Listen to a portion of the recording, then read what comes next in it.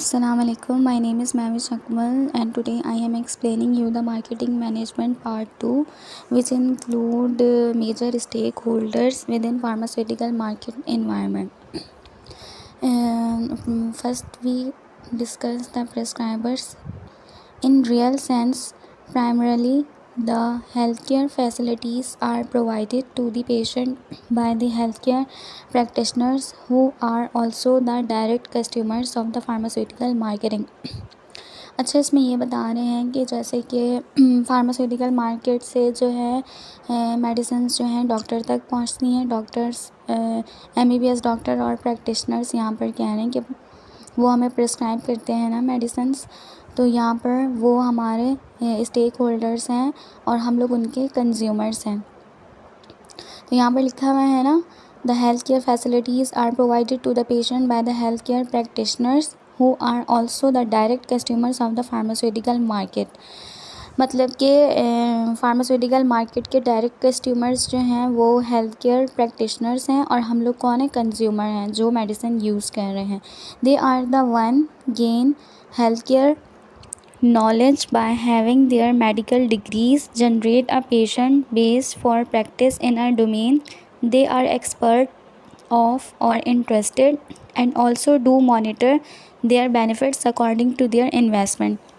अच्छा, जब डॉक्टर हमें मेडिसिन प्रिस्क्राइब भी करते हैं तो वो हमारा आउटकम भी चेक करते हैं और उसे मॉनिटर भी करते हैं। Now a days medicine organizations are encouraging the interaction of various therapeutic categories and specialty domains to different physicians categories and specialties. अच्छा, प्रिस्क्राइबर्स, यहाँ पर हम लोग स्टेक होल्डर्स की बात कर रहे हैं। तो प्रिस्क्राइबर्स स्टेक होल्डर्स में इसमें यही कहना है कि जो प्रैक्टिशनर्स होते हैं, हेल्थ केयर प्रैक्टिशनर्स, वो हमें मेडिसिन प्रिस्क्राइब करते हैं जो कि डायरेक्ट कस्टमर होते हैं मार्केटिंग मैनेजमेंट फार्मास्यूटिकल मार्केट के, और जो हैं हम लोग जो है कंज्यूमर्स होते हैं जो कि मेडिसिन यूज़ कर रहे होते हैं, और वो फिर जब मेडिसिन प्रिस्क्राइब करते हैं तो फिर वो उसका मॉनिटर भी करते हैं outcome. Now we are talking about the influencers. All the stakeholders who do have an effect or can affect the prescription decision making process are the one considered to be the influencers. The influencers can include various type of stakeholder including opinion leaders. अच्छा, opinion leaders कौन होते हैं? Which can be the prescriber himself or herself, or may at times maybe not. They can be an administrator, a politician, or any other important position holding individual who may or may not be in the practice of medicine. Some other healthcare professionals like pharmacists, nurses, psychologists, social workers, etc., who are in direct link with the patient. Some more that are not in direct interaction with the patient, like distributor, wholesaler, or suppliers, also called supply chain intermediaries. Intermediaries हम कहते हैं उनको, suppliers को, distributor को और wholesalers को। Hospital administrator, medical representative, external consultant can be included in influencers. All the influencers are along with the specific needs and characteristics but have an effect on the prescription decision making process, so all are very important stakeholder for pharmaceutical industry. अच्छा, यहाँ पर influencer stake holders की बात हो रही थी कि कुछ स्टेक होल्डर्स होते हैं जो कि प्रिस्क्राइब कर सकते हैं मेडिसिन, और कुछ होते हैं, पार्ट तो होते हैं वो स्टेक होल्डर का, लेकिन वो मेडिसिन प्रिस्क्राइब नहीं कर सकते। उसके अंदर जो प्रिस्क्राइब कर सकते हैं उसमें हमारे पास MBBS डॉक्टर और हेल्थ केयर प्रोफेशनल्स आ जाते हैं, और जो प्रिस्क्राइब नहीं कर सकते हमें उसके अंदर इंक्लूड हो जाती हैं nurses, pharmacist, psychologist, rehabilitation workers, social workers. ये भी हमारे कौन हैं? ये भी हमारे इन्फ्लुएंसर्स स्टेक होल्डर्स हैं। अच्छा, अदर में ये आ जाते हैं डिस्ट्रीब्यूटर, होलसेलर और सप्लायर्स। ये सब सप्लाई चेन इंटरमीडियरीज भी इनको कहते हैं, सप्लायर्स, होलसेलर और डिस्ट्रीब्यूटर्स को। अदर स्टेक होल्डर्स में ये भी आ जाते हैं hospital administrator, medical representative, external consultant can be included in the influencer. All the influencer are along with the specific needs and characteristics but have an effect on the अच्छा, सारे influencer जो हैं अपनी नीड के साथ और अपने characters के साथ इम्पॉर्टेंट हैं किस में, प्रिस्क्रिप्शन डिसीजन मेकिंग प्रोसेस में। Now in the next slide opinion leaders के बारे में बताया हुआ है। पीछे भी मैंने ओपिनियन लीडर्स बताया था। ओपिनियन लीडर्स कौन होते हैं? एडमिनिस्ट्रेटर होते हैं, पॉलिटिशियन होते हैं, और हायर पोजीशन वाले जो लोग होते हैं ना, वो ओपिनियन लीडर्स होते हैं। और any other important position holding individual who may or may not be in the practice of medicines. Okay, they may be involved in policy making and can also be involved in generating a clinical practice guidelines or new product development. Marketers must follow a subtle, humble and unbiased approach instead of hyperactive force feeding or hard selling while interacting with opinion leaders. अच्छा, जो marketers होते हैं, दूसरे marketers आते हैं अपनी मतलब brand को दिखाने, तो उनके लिए क्या है ना कि जो है हम्बल बात करनी चाहिए as compare to hyper active हो के बात नहीं करनी चाहिए, और उनको फोर्स नहीं करना चाहिए और कि जो है ना हमारी ये चीज़ ख़रीदें, जब हम मतलब मार्केटर्स आके ओपिनियन लीडर से मिलें।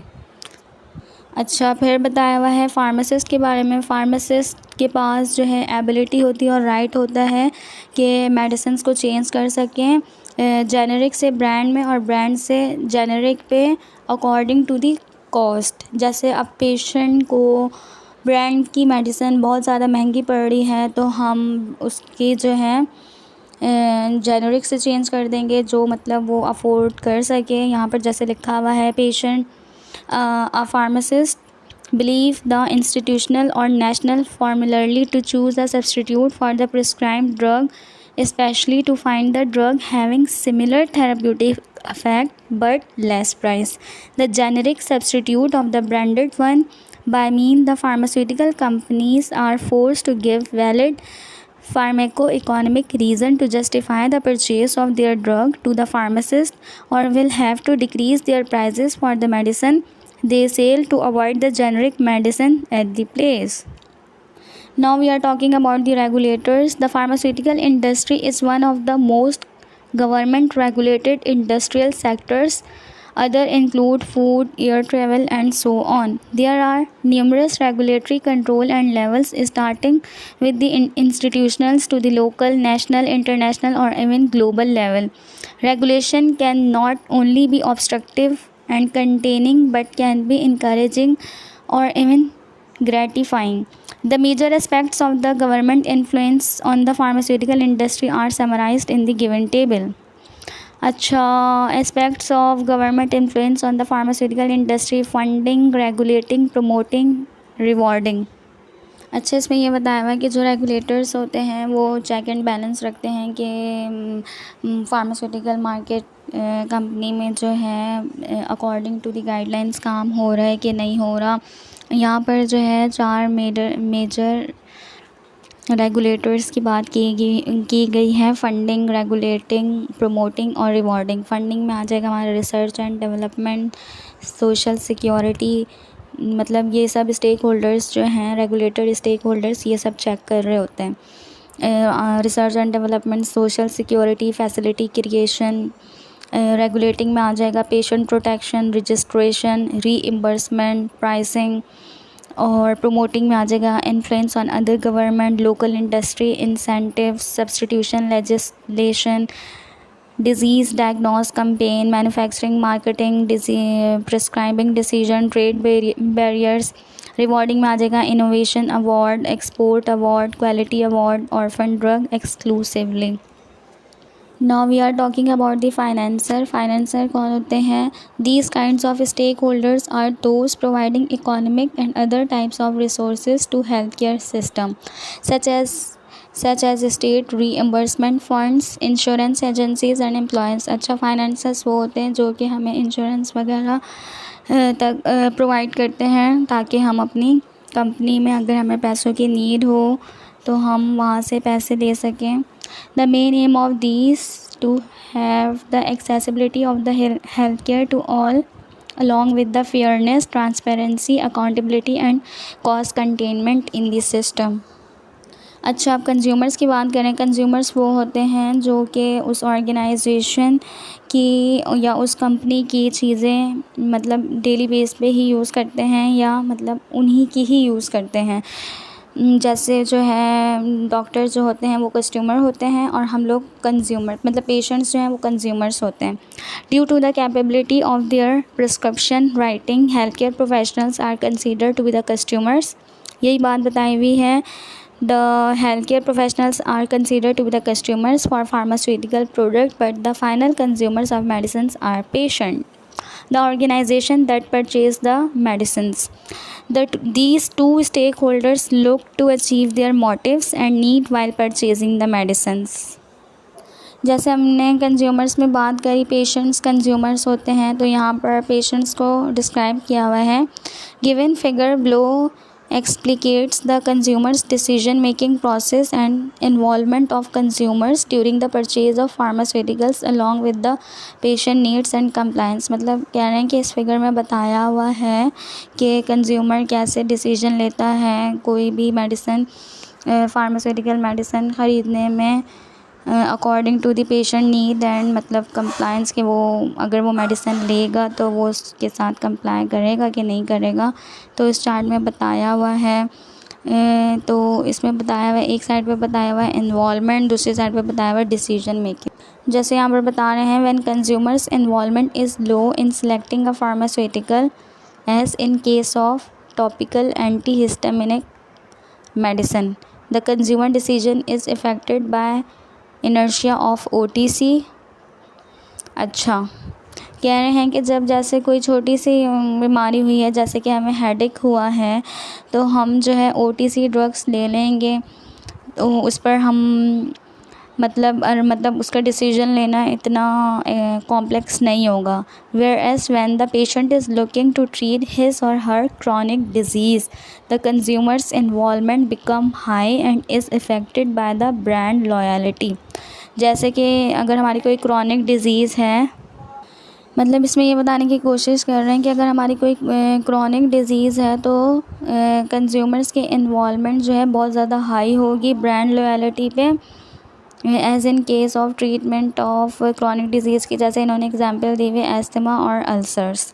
यहाँ पर एक साइड पे इन्वॉल्वमेंट है, एक साइड पे इन्वॉल्वमेंट जो है वो बहुत हाई है। इन्वॉल्वमेंट हाई कब होगी? जब हमारी डिज़ीज़ क्रॉनिक होगी, और हम लोग जब हमारी डिज़ीज़ क्रॉनिक होगी और हम उसको सही करने के लिए ब्रांड लॉयल्टी हाई रखेंगे, और हमारी जो है डिसीजन मेकिंग बहुत ज़्यादा कॉम्प्लेक्स होगा। यहाँ पर जैसे आपको नज़र आ रहा है कि डिसीजन मेकिंग का एरो नीचे जा रहा है कॉम्प्लेक्स की तरफ, और इन्वॉल्वमेंट उसकी हाई है। हाई कब है? जब हमारी डिज़ीज़ क्रॉनिक है, और जब हमारी डिज़ीज़ क्रॉनिक नहीं है तो हम OTC मेडिसिन ले लेंगे। जैसे हमें हेडेक हो रहा है तो हम जो है OTC जाके मेडिसिन ले लेंगे, और हमारे जो है इतना ज़्यादा कॉम्प्लेक्स भी नहीं है। उसके लिए हमारे पास बहुत सारे ऑप्शंस हैं, हम कोई सी भी मतलब मेडिसिन खा सकते हैं, पैनाडोल वगैरह। I hope you understand.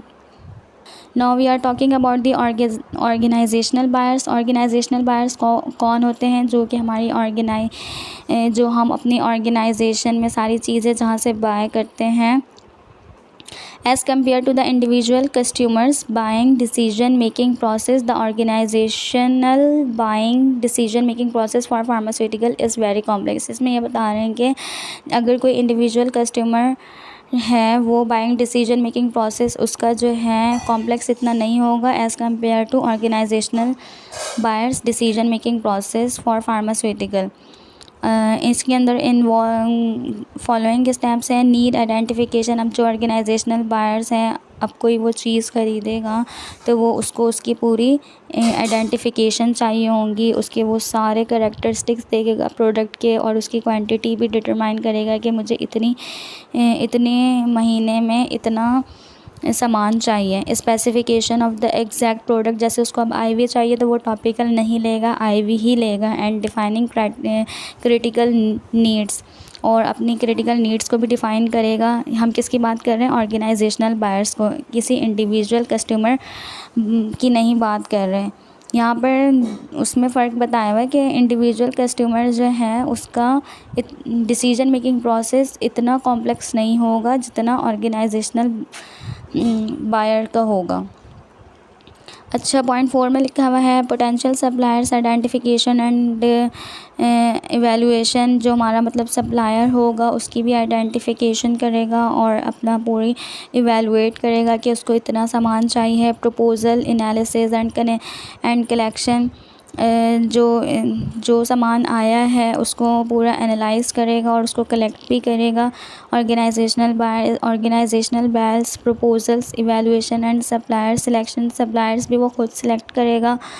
Order frequency selection, frequency भी सिलेक्ट करेगा। फिर जो है सारा जब मतलब ऑर्गेनाइजेशन की जो जैसे फार्मास्यूटिकल प्रोडक्ट बन रहा है वो A to Z तक हर चीज़ उसकी कंप्लीट हो जाएगी, जहाँ से वो सारा सामान ले रहा था। तो फिर एंड में उसको वो सब रिकॉर्ड भी कर रहा था साथ साथ ही, और तो वो फिर उसको सारा इवैल्यूएट करेगा और फिर उनको फीडबैक भी वापस देगा। Now we are talking about the marketing stakeholder. Marketing pharmaceutical drugs require good advertising skill and sufficient consumer research. Employing the use of strategic marketing is appealing and attract the end users. This method also help in dealing with the companies that produce similar drugs known as me too drugs. Me too drugs have similar chemical compound to the existing drug and they perform similar action performance towards one's body. Good marketing strategy of the pharmaceutical organization will ensure the genuine drug that has been produced is sold at a fairly reasonable price. अच्छा, इसमें ये बात हो रही है कि pharmaceutical drug की marketing के लिए गुड एडवर्टाइजिंग स्किल होनी चाहिए और इनकी जो मार्केटिंग स्ट्रैटेजी है वो ऑडियंस को टारगेट करे। जैसे कि CSE+ की एग्ज़ाम्पल है, उन्होंने वहाँ पर 30 और 30 से अबव की लेडीज़ के लिए ऑरेंज शर्ट में इन लोगों ने एड्स में शो किया हुआ है, तो ये अट्रैक्ट कर रहा है कि ये लोग यूज़ कर सकते हैं। This method also help in dealing with the companies that produce similar. अच्छा, मी टू ड्रग्स की यहाँ पर बात हो रही है। मी टू ड्रग्स सिमिलर होती हैं नोवेल ड्रग डिलीवरी सिस्टम के। इनका जो है सिमिलर केमिकल कंपाउंड होता है और सिमिलर एक्शन होता है, तो इनको डील करना थोड़ा सा डिफ़िकल्ट होता है, तो मार्केटिंग स्टेक होल्डर्स इनको डील करते हैं। और हमारी गुड मार्केटिंग स्ट्रैटेजी भी फार्मास्यूटिकल ऑर्गेनाइजेशन की ये होनी चाहिए कि जो है जो हमारी प्रोडक्ट है वो रीज़नेबल प्राइस में हो, कि हाँ ऐसा ना हो कि हम बहुत ज़्यादा पैसा मार्केटिंग पे लगा दें तो हमारी प्रोडक्ट भी एक्सपेंसिव हो। तो हमारी जो है गुड मार्केटिंग स्ट्रैटेजी होनी चाहिए और हमारी प्रोडक्ट फेयरली रीज़नेबल प्राइस में होनी चाहिए। Now we are talking about the research and development stakeholders. The biopharmaceutical research and industry paves way to discovering new and efficient drugs. Past medical research have been conducted on the traditional medical outcomes and remedies then regarded as a discovery. Due to modernized biological technology, research has focused on understanding the different diseases and how they affect the human immune system. This extensive research has also led to discoveries of how to manipulate the human body in a bid to counteract the disease without damaging the cell inside one's system. Through research, development of new drugs has become possible. As a stakeholder in the pharmaceutical industry, scientists who carry out biopharmaceutical research with the help of doctor, chemist and regulatory expert work together to ensure there is the successful development of a drug and it has been approved for consumption. This helps in providing a clean source of treatment to the society. अच्छा, इसमें ये बात बता रहे हैं कि किसी भी ड्रग की रिसर्च के बगैर हम एडवांसमेंट नहीं ला सकते। हम रिसर्च करेंगे तो उसे डेवलप करेंगे। तो स्टेक होल्डर का फार्मास्यूटिकल इंडस्ट्री में ये काम है कि वो साइंटिस्ट जो बायोफार्मास्यूटिकल रिसर्च कर रहा है with the help of doctor, chemist, regulatory experts work together to ensure there is a successful development of a drug and it has been approved for consumption, जो कि हमारी हेल्प करेगा in providing a clean source of treatment to the society. Now we are talking about the different stake holders need. Different stake holder needs में जैसे patient की needs है कि उनकी ऑप्टिमल केयर की जाए, इन्फॉर्म डिसीजन लिए जाएँ और उनको मतलब लेस कॉस्ट दी जाए, बहुत ज़्यादा हाई कॉस्ट नहीं दी जाए। लेस कॉस्ट में मतलब अच्छी दवाई दी जाए। प्रिस्क्राइबर की नीड्स क्या होती है कि साइंटिफिक रेशनेल हो और कॉस्ट कंटेनमेंट हो। जैसे कि अब कोई पेशेंट गया है डॉक्टर के पास, अब जो डॉक्टर को मेडिसिन देनी है वो बहुत ज़्यादा एक्सपेंसिव है लेकिन पेशेंट अफोर्ड नहीं कर पाता, तो डॉक्टर के पास अब ऐसा कोई चेंज करने के लिए कोई और ऑप्शन ही नहीं है, तो ऐसे जो है प्रिस्क्राइबर के पास कॉस्ट कंटेनमेंट्स होने चाहिए। ओपिनियन लीडर्स वही एडमिनिस्ट्रेटर और पॉलिटिशियन और जो हाई ग्रेड पर होते हैं उनकी जो है उनकी नीड ये है कि उनकी मेंटेन हो लीडरशिप। और फाइनेंसर की नीड्स ये है कि बैलेंस बेनिफिट वर्सेस कॉस्ट, मतलब कि जो है हमारे बेनिफिट्स और जो कॉस्ट हैं वो बैलेंस होने चाहिए। ऐसा ना हो कि बेनिफिट्स बहुत ज़्यादा हैं लेकिन कॉस्ट कम है और कॉस्ट बहुत ज़्यादा है लेकिन बेनिफिट कम है, तो मतलब दोनों बैलेंस होने चाहिए, बेनिफिट्स वर्सेस कॉस्ट। इसके बाद आ जाते हैं हमारे पास रेगुलेटर्स का काम होता है कि वो मेंटेन करते हैं हमारी कंपनी की एफिकेसी और सेफ्टी को, तो उनकी यही नीड होती है। Now we are summarizing the stakeholders in the pharmaceutical market environment. Almost all of the stakeholders carry an important place in running a pharmaceutical market.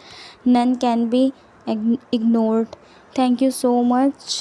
If you have liked my video, so you have to subscribe my channel and like my video and share with your friends. And if you have any question, then ask me in the comment box.